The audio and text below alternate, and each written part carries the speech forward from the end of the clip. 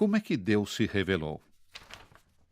Ao longo de milhares de anos, Deus mostrou e manifestou-se ao homem, levando a uma compreensão cada vez mais profunda de sua natureza e seu plano para a raça humana. Esse processo é chamado de revelação. Um evento-chave na história da revelação teve lugar cerca de 4.000 anos atrás. Naquele momento, um homem chamado Abrão viveu em Harã. Harã está no que é hoje o sudeste da Turquia. Não só havia casas em Harã, estacionamentos e shoppings, mas havia templos, um monte de templos. Porque naquela época, a maioria das pessoas acreditava em muitos deuses. Tinha um para a fertilidade, um para a colheita, um para a chuva, um para a guerra, um para a pedicure. E bem no meio dessa bagunça de divindades, Abrão ouviu a voz de Deus. Sai da tua terra e vai para onde eu te mostrarei. Abrão confiou em Deus. Ele teve fé e partiu para Canaã. Ele confiou em Deus quando lhe foi prometido um filho e permaneceu fiel em todas as suas provações. Abrão, cujo nome mudou para Abraão, é chamado o pai da fé no Deus único. Os descendentes de Abrão são chamados de israelitas. Muitos anos mais tarde, os israelitas caíram sob o poder dos egípcios. Um novo capítulo começou com a conhecida história de Moisés.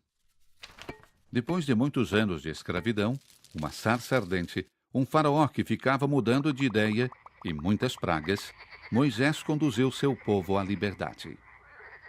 Ao longo do caminho de volta para sua terra natal, Deus deu aos israelitas os 10 mandamentos e fez uma aliança com eles. Eles conquistaram a terra de seus antepassados e se estabeleceram. Anos iam e vinham. Então os israelitas exigiram um rei, e lhes foi dado Saul. Seu governo infeliz foi sucedido por Davi. Baixo o reinado de Davi e de seu filho Salomão, Israel viveu um período de prosperidade. O templo de Jerusalém foi erguido. Então o reino desmoronou e Israel tornou-se alvo de seus poderosos vizinhos. Primeiro foram os assírios, depois os babilônios, em seguida os persas, depois os gregos, depois os ptolomaicos e seleucidas, e finalmente eles foram submetidos ao governo de Roma. Durante todos esses séculos, o povo de Deus experimentou uma história de montanha-russa que muitas vezes foi dolorosa. E através de tudo isso, Deus se revelou. Essa é a sua pedagogia. Ele fala não só através de seus profetas, mas também através da história de seu povo. E as pessoas começaram lentamente a entender quem é Deus. Elas começaram a entender que alguém poderia ser um escravo, não só dos egípcios, mas do pecado, e que também precisavam de um êxodo do cativeiro do pecado. Eles perceberam que a terra prometida era apenas um pálido conceito do verdadeiro lar celestial.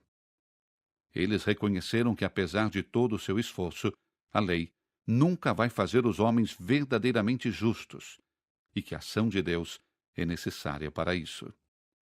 Eles perceberam que um Salvador era necessário, um Redentor da humanidade enviado desde cima.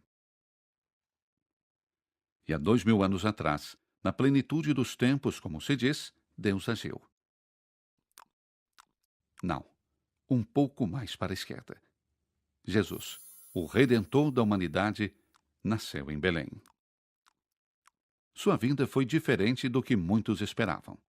Ele não era um guerreiro colossal, um super-herói pronto para a batalha com os romanos. Ele pregou a paz no meio da opressão. Ele lutou contra o ódio com o amor. Ele nos deu a vida através de sua própria morte. Para alguns dos israelitas, estava claro que com a vinda de Jesus todas as velhas promessas tinham sido cumpridas. E levaram a mensagem de redenção para os confins da terra.